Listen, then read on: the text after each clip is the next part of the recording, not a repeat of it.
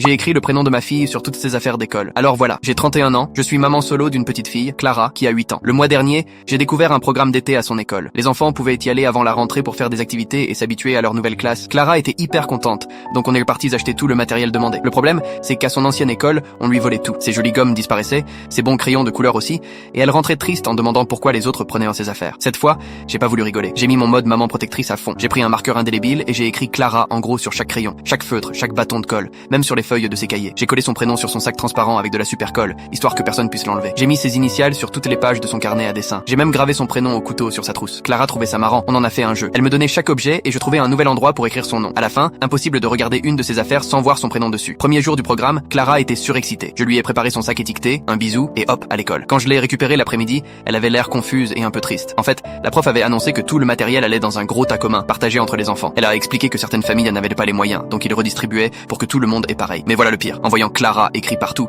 la prof s'est agacée. Elle a levé sa boîte de crayons devant toute la classe et a dit un truc du genre: voilà ce qui arrive quand les parents lisent pas correctement les consignes. Clara a eu super honte. Le soir, la prof m'a appelé. Elle m'a expliqué que les fournitures étaient mises en commun pour que personne ne se sente exclu. J'ai dit que je comprenais, mais j'ai demandé pourquoi Clara devait être humiliée devant tout le monde. Elle m'a répondu que si ma fille voulait continuer le programme, il fallait apporter du matériel sans prénom dessus. Donc j'avais deux choix: réacheter tout et perdre l'argent déjà dépensé, ou retirer Clara du programme qu'elle attendait avec impatience. J'ai choisi un plan B. Le lendemain matin, je suis arrivé avec un flacon de dissolvant et j'ai passé 2 heures sur le parking à frotter son prénom sur chaque objet. Les autres parents me regardaient comme si j'étais folle, assise là, avec une montagne de fournitures, en train d'essayer d'effacer de l'encre indélébile. Certaines choses se nettoyaient facilement, d'autres étaient foutues. Le sac avait encore des traces de colle, la trousse était rayée à cause du couteau, et la moitié des crayons étaient abîmés. Quand j'ai donné les affaires, la prof a dit que ça allait, mais Clara était triste. Ses belles fournitures étaient moches, et elle avait honte que tout le monde m'ait vu gratter dans le parking. Plus tard, une autre maman m'a appris que la fille de la prof, qui était aussi dans le programme, avait ses propres fournitures, avec son prénom écrit en jolies lettres. Quand j'ai demandé pourquoi, la prof m'a dit que c'était un cas particulier parce que sa fille avait un TDA sévère et devait garder ses affaires perso. Là, j'ai compris. C'était pas vraiment pour partager ou être juste. C'était juste la prof qui faisait ses propres règles